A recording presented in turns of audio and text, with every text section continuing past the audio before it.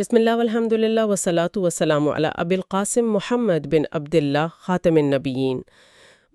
ذرا تصور کیا جائے کہ ایک ایسا جملہ جسے دن میں درجنوں یا شاید سینکڑوں مرتبہ انتہائی سرسری انداز میں ادا کیا جاتا ہو، کیا وہ کائنات کے کام کرنے کی اصل آواز ہو سکتا ہے؟ آج کے اس گہرے مطالعے میں ایک ایسے ہی کلمے اور اللہ تعالیٰ کے ایک عظیم اسم مبارک الحمید کی گہری چھان بین کی جائے گی۔ جی بالکل، اور بظاہر یہ الحمدللہ کہنا ایک بہت سادہ سی عادت معلوم ہوتی ہے، لیکن جب اس کلمے کے پیچھے چھپے کائناتی رازوں پر غور کیا جائے تو انسان واقعی دنگ رہ جاتا ہے۔ ہاں، میں بھی جب ان ذرائع کو پڑھ رہی تھی تو مجھے شدت سے احساس ہوا کہ ہم کس قدر محدود سوچ کے ساتھ ان کلمات کو محض زبان کی نوک سے ادا کر دیتے ہیں۔ تو آج کی اس علمی نشست کا مقصد ہی یہی ہے کہ اس روایتی اور سطحی سمجھ کو توڑا جائے۔ صحیح بات ہے، اور اس کو ایک بالکل نئی سطح پر لے جانے کی ضرورت ہے تاکہ یہ واضح ہو سکے کہ اس نام کا اصل مفہوم کیا ہے، مطلب کائنات اس پر کیسے عمل پیرا ہے، اور یہ نام ایک عام انسان کے زاویہ نگاہ کو کیسے مکمل طور پر بدل سکتا ہے۔ تو سب سے پہلے یہ سمجھنا ضروری ہے کہ لفظ حمد کی بنیاد کیا ہے، کیونکہ عام زندگی میں تو شکر اور حمد کو عموماً ایک ہی پلڑے میں رکھ دیا جاتا ہے۔ یہی تو وہ مقام ہے جو انسان کے سوچنے کے انداز کو جڑ سے ہلا کر رکھ دیتا ہے۔ جب عربی لغت اور اس لفظ کی بنیاد پر غور کیا جائے تو محسوس ہوتا ہے کہ یہ محض ایک لفظ نہیں ہے، بلکہ ایک مکمل تصور حیات ہے۔ اچھا، وہ کیسے؟ دیکھیں، علامہ جوہری اور ابن فارس جیسے لغت کے عظیم ماہرین نے لفظ حمد کو جس طرح کھول کر بیان کیا ہے وہ انتہائی حیران کن ہے۔ ان کے مطابق حمد دراصل ذم یعنی کسی کی برائی یا مذمت بیان کرنے کی مکمل ضد ہے۔ مطلب جس میں کوئی خامی نہ ہو؟ جی ہاں، لغت میں محمود صرف اس ہستی کو نہیں کہتے جس نے کوئی فائدہ دیا ہو، بلکہ محمود وہ ہے جس کے اندر ذات، صفات اور افعال کے اعتبار سے بے شمار قابل تعریف خوبیاں موجود ہوں، اور جس میں کوئی خامی یا مذموم پہلو سرے سے موجود ہی نہ ہو۔ یہیں سے شکر اور حمد کا وہ باریک سا فرق بھی سامنے آتا ہے نا؟ بالکل، اور یہ ایک انتہائی اہم بحث ہے جو حمد اور شکر کے فرق پر مبنی ہے۔ شکر اور حمد میں ایک زمین آسمان کا فرق ہے۔ یہ فرق واقعی بہت دلچسپ ہے، کیونکہ اگر ہم اپنی روزمرہ کے زندگی پر غور کریں تو ہماری تعریف یا ہمارا شکریہ عموماً کسی نہ کسی غرض سے جڑا ہوتا ہے۔ ہم عموماً تبھی کسی کی تعریف کرتے ہیں جب ہمیں اس سے کوئی فائدہ پہنچ رہا ہو۔ استغفر اللہ، یہ انسانی خود غرضی کی ایک عجیب مثال ہے۔ یہ تو ہے، شکر کی بات کی جائے تو وہ ظاہر تبھی ادا کیا جائے گا جب کوئی نعمت ملے گی، کسی نے پانی پلایا، کسی نے مشکل میں مدد کی، تو دل، زبان اور اپنے عمل سے اس کا شکر ادا کیا جاتا ہے۔ بالکل صحیح نشاندہی کی ہے۔ دیکھیں، شکر ہمیشہ کسی احسان کے جواب میں ہوتا ہے، یعنی یہ ایک رد عمل ہے، ایک ری ایکشن ہے۔ بالکل ایک ری ایکشن ہے۔ لیکن حمد کا تعلق ذات کے کمال سے ہے۔ حمد کا مطلب یہ ہے کہ سامنے والی ہستی اپنی صفات، اپنے عدل، اپنی حکمت اور اپنی عظمت کی وجہ سے خود بخود تعریف کی مستحق ہے، چاہے اس نے انفرادی طور پر کوئی احسان کیا ہو یا نہ کیا ہو۔ تو اسی لیے کہا جاتا ہے کہ ہر شکر کے اندر حمد کا پہلو تو شامل ہوتا ہے، لیکن ہر حمد شکر نہیں ہوتی۔ جی، یہی بنیادی فرق ہے۔ اس کو سمجھنے کے لیے ایک مثال ذہن میں آ رہی ہے۔ فرض کیا جائے کہ ایک انسان کسی انتہائی خوبصورت اور بلند پہاڑ کی چوٹی کو دیکھتا ہے یا سمندر پر غروب آفتاب کا مسحور کن منظر دیکھتا ہے۔ اب اس منظر نے اس انسان کو کوئی مادی چیز تو نہیں دی نا؟ بالکل نہیں دی، کوئی دولت یا کھانا نہیں دیا کہ وہ اس کا شکر ادا کرے۔ ہاں، لیکن وہ انسان بے اختیار اس کی خوبصورتی اور جلال کی تعریف کرنے لگتا ہے، یعنی اس کی حمد کرتا ہے۔ تو کیا خالق کائنات کے حوالے سے بھی یہی اصول لاگو ہوتا ہے کہ وہ اپنی ذات کے کمال کی وجہ سے ہم سے حمد کا تقاضا کرتا ہے؟ بالکل یہی اصول ہے۔ لیکن یہاں ایک سوال یہ بھی تو پیدا ہوتا ہے کہ کیا واقعی خدا کو ہماری اس حمد کی ضرورت ہے؟ عموماً جو دنیاوی طاقتیں اپنی تعریف چاہتی ہیں ان کے اندر ایک تکبر یا انا ہوتی ہے۔ یہ بہت ہی شاندار اور گہرا سوال ہے، اور اسی سوال کا جواب قرآن مجید کے اس منفرد انداز میں ملتا ہے جہاں اللہ تعالیٰ نے اپنے نام الحمید کو دیگر صفات کے ساتھ جوڑا ہے۔ اسے عربی میں اسما کا اقتران یعنی جوڑ کہتے ہیں۔ اچھا، یہ تو ذرائع میں بھی لکھا تھا کہ قرآن میں 17 مقامات پر الحمید کا ذکر آیا ہے۔ جی، 17 مقامات پر، اور جب ان ناموں کے جوڑ پر امام ابن قیم جیسی ہستیوں کا تجزیہ پڑھا جائے تو عقل دنگ رہ جاتی ہے۔ مثال کے طور پر قرآن میں 3 مقامات پر العزیز الحمید ایک ساتھ آیا ہے۔ اب عزیز کا مطلب ہے وہ ذات جو بے پناہ طاقتور، غالب اور عزت والی ہو۔ اور اگر انسانی نفسیات اور تاریخ کو دیکھا جائے تو جب بھی انسان کو بے پناہ طاقت اور غلبہ ملتا ہے وہ عموماً ظالم اور جابر بن جاتا ہے۔ تھوڑی سی طاقت پا کر انسان کی گردن میں سریا آ جاتا ہے، استغفر اللہ، وہ شکر گزار ہونے کے بجائے سرکش ہو جاتا ہے۔ بالکل، انسان فرعونیت کا شکار ہو جاتا ہے، اور یہی وہ مقام ہے جہاں یہ جوڑ یعنی العزیز الحمید اپنی پوری چمک کے ساتھ ظاہر ہوتا ہے۔ خالق کی ذات یہ بتا رہی ہے کہ میری طاقت، میرا غلبہ اور میری عزت انسانوں والی نہیں ہے جو ظلم پیدا کرے۔ کیا بات ہے! بلکہ وہ طاقت مکمل طور پر عدل، کمال اور حکمت پر مبنی ہے۔ اسی لیے خالق طاقتور ہونے کے باوجود محمود ہے، یعنی قابل ستائش ہے۔ اسی طرح ایک اور انتہائی حیران کن جوڑ الغنی الحمید کا ہے، جو قرآن میں 10 مرتبہ آیا ہے۔ الغنی کا مطلب ہے وہ جو بے نیاز ہو، جسے کسی کی حاجت نہ ہو۔ یہ بات بھی سمجھنا تھوڑی مشکل لگتی ہے۔ ایک غنی یا بے نیاز انسان دنیا میں کیسا ہوتا ہے؟ عموماً جب کسی انسان کے پاس بے تحاشا دولت آ جائے اور اسے کسی کی ضرورت نہ رہے تو وہ لاپرواہ ہو جاتا ہے۔ بالکل، وہ لوگوں سے کٹ جاتا ہے۔ ہاں، اسے دوسروں کے دکھ درد کی پرواہ نہیں رہتی۔ تو جب کہا جاتا ہے کہ اللہ الغنی ہے تو ایک بے نیاز ہستی قابل تعریف کیسے ہو سکتی ہے؟ یہی تو اصل کمال ہے جس کی طرف امام ابن القیم نے اشارہ کیا ہے۔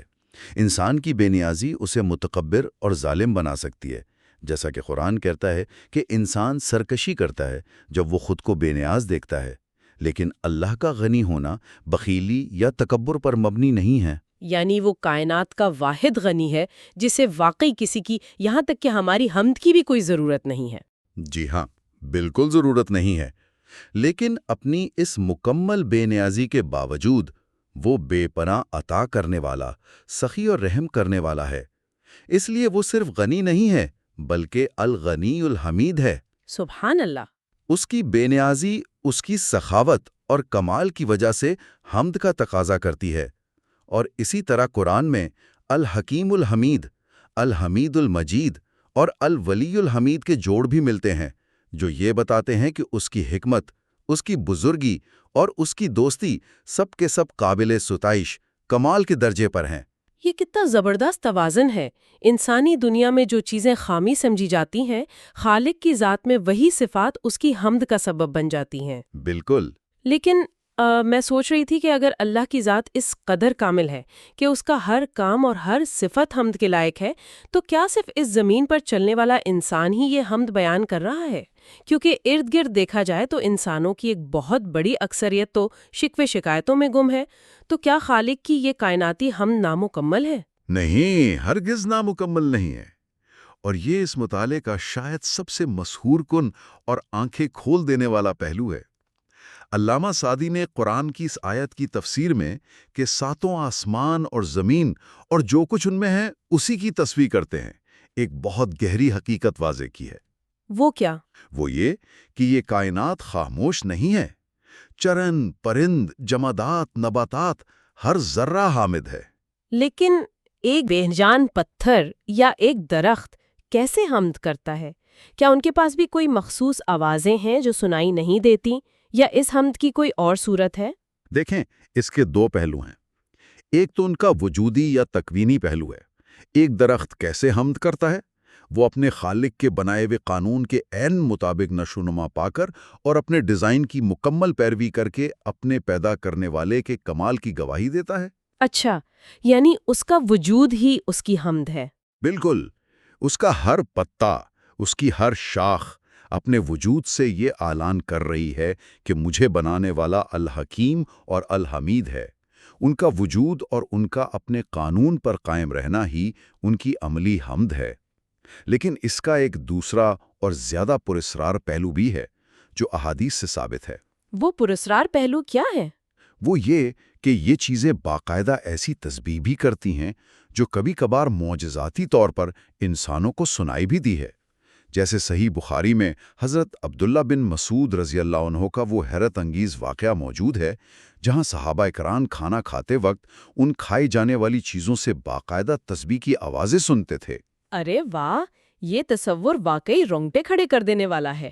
اس کا مطلب یہ ہے کہ جو نوالا منہ میں جا رہا ہے وہ بھی مسلسل اپنے خالق کی حمد میں مصروف ہے۔ جی بالکل مصروف ہے۔ ہم کھانا کھا رہے ہوتے ہیں اور وہ کھانا اللہ کی حمد کر رہا ہوتا ہے اور ہمارا دھیان کہیں اور ہوتا ہے۔ استغفر اللہ یہ احساس دلاتا ہے کہ انسان کس قدر سویا ہوا ہے۔ یہ کتنی حیران کن بات ہے کہ ہم سمجھتے ہیں کہ شاید ہم تسبیح پڑھ کر خدا پر کوئی احسان کر رہے ہیں، حالانکہ جب ہم خاموش ہوتے ہیں تو کائنات تو خاموش نہیں ہوتی۔ جی، امام ابن القیم نے اس پورے کائناتی نظام کو بڑی خوبصورتی سے سمجھایا ہے۔ وہ کہتے ہیں کہ ہم دراصل اللہ کی ملکیت کے ساتھ جڑی ہوئی ہے۔ چونکہ ہر چیز اس کی ملکیت میں ہے، اس لیے وہ ہر وقت اس کی حمد کر رہی ہے۔ صحیح۔ انہوں نے کائنات کو ایک وسیع و عریض گاؤں سے تشبیہ دی ہے، جس کا سردار مومن انسان ہے، اور یہ سورج، چاند، ستارے، ہوائیں اور سمندر، یہ سب اس انسان کی خدمت کے لیے مسخر کیے گئے ہیں، اور یہ سب خادم ہر لمحہ اپنے خالق کی حمد کے کورس میں شریک ہیں۔ یعنی جب ایک انسان زبان سے الحمدللہ کہتا ہے تو وہ دراصل اس کائنات کے اس عظیم اور خاموش کورس میں محض اپنی شمولیت کا اعلان کر رہا ہوتا ہے۔ یہ احساس تو انسان کے تکبر کو خاک میں ملا دیتا ہے۔ بالکل، ہم ذرا سی تکلیفوں پر روتے ہیں استغفر اللہ، اور یہ بھول جاتے ہیں کہ یہ پوری کائنات ایک سجدے کی حالت میں۔ ہم وہ واحد باضمیر مخلوق ہیں جنہیں شعوری طور پر اس حمد کا حصہ بننے کا اختیار دیا گیا ہے۔ لیکن اگر کائنات فطری طور پر حمد کر ہی رہی ہے تو پھر انسان کی حمد کی کیا خاص اہمیت ہے؟ ایک باشعور انسان کی روزمرہ زندگی میں اس شعوری حمد کے کیا روحانی اثرات مرتب ہوتے ہیں؟ انسان کی حمد کا درجہ اس لیے بلند ہے کیونکہ اس کے پاس انکار کا اختیار ہے۔ وہ اپنی مرضی سے شعور کے ساتھ حمد کا انتخاب کرتا ہے۔ احادیث میں اس کے بے پناہ فضائل بیان ہوئے ہیں۔ جی، حمد کو تو بہترین دعا بھی کہا گیا ہے۔ بالکل، شب معراج کے واقعے میں حضرت ابراہیم علیہ السلام نے خاص طور پر یہ پیغام بھیجا تھا کہ جنت کی مٹی انتہائی زرخیز اور پانی میٹھا ہے، اور اس کی پود یا اس میں لگنے والے درخت یہی کلمات ہیں: سبحان اللہ، الحمدللہ، لا الہ الا اللہ اور اللہ اکبر۔ سبحان اللہ۔ اور اسی طرح رفاع بن رافع رضی اللہ عنہ کی مشہور حدیث ہے کہ جب ایک صحابی نے نماز میں رکوع سے اٹھنے کے بعد خاص حمدی الفاظ ادا کیے تو نبی کریم صلی اللہ علیہ وسلم نے فرمایا کہ میں نے 30 سے زائد فرشتوں کو دیکھا جو ایک دوسرے سے آگے بڑھنے کی کوشش کر رہے تھے کہ کون ان کلمات کا ثواب پہلے لکھے۔ یہ حمد کی وہ طاقت ہے جو فرشتوں کو بھی حرکت میں لے آتی ہے۔ فرشتوں کا اس طرح ثواب لکھنے کے لیے دوڑ پڑنا یہ ثابت کرتا ہے کہ شعوری طور پر ادا کیے گئے یہ کلمات اللہ کے ہاں کتنا وزن رکھتے ہیں۔ جی ہاں، بہت وزن رکھتے ہیں۔ لیکن یہاں ایک ایسا موڑ آتا ہے جو شاید انسانی نفسیات کے لیے سب سے کٹھن ہے۔ خوشی میں جب پروموشن ملے، جب اولاد ہو، جب صحت اچھی ہو، تب تو الحمدللہ کہنا بہت آسان ہے۔ ہاں، وہ تو ہماری فطرت سے مطابقت رکھتا ہے۔ لیکن اصل مسئلہ تب پیدا ہوتا ہے جب انسان کسی سخت آزمائش سے گزرے، جب کوئی بہت بڑا نقصان ہو جائے یا کسی کا کوئی پیارا دنیا سے چلا جائے۔ اس شدید دکھ کے وقت حمد کیسے کی جا سکتی ہے؟ استغفر اللہ، دل کانپ جاتا ہے اس کڑے امتحان کے تصور سے۔ یہ کیسے ممکن ہے کہ ایک انسان کی دنیا اجڑ رہی ہو اور وہ اپنے خالق کی حمد کرے؟ یہ واقعی اس پورے مطالعے کا سب سے نازک اور مشکل ترین مقام ہے۔ رضا اور حمد کا آپس میں کیا تعلق ہے، خصوصاً خوشی اور تکلیف دونوں حالتوں میں؟ احادیث میں آتا ہے کہ جب کسی بندے کے بچے کی وفات ہو جاتی ہے، جو کہ یقیناً سب سے بڑا صدمہ ہے، تو فرشتے اللہ تعالیٰ کو بتاتے ہیں کہ تیرے بندے نے اس شدید صدمے پر صبر کیا اور تیری حمد بیان کی۔ اور اس پر اللہ تعالیٰ فرشتوں کو کیا حکم دیتا ہے؟ اللہ حکم دیتا ہے کہ اس بندے کے لیے جنت میں ایک گھر بناؤ اور اس کا نام بیت الحمد یعنی حمد کا گھر رکھو۔ اب سوچنے کی بات ہے کہ اس مقام پر حمد کے پیچھے کیا نفسیاتی کیفیت ہوتی ہے۔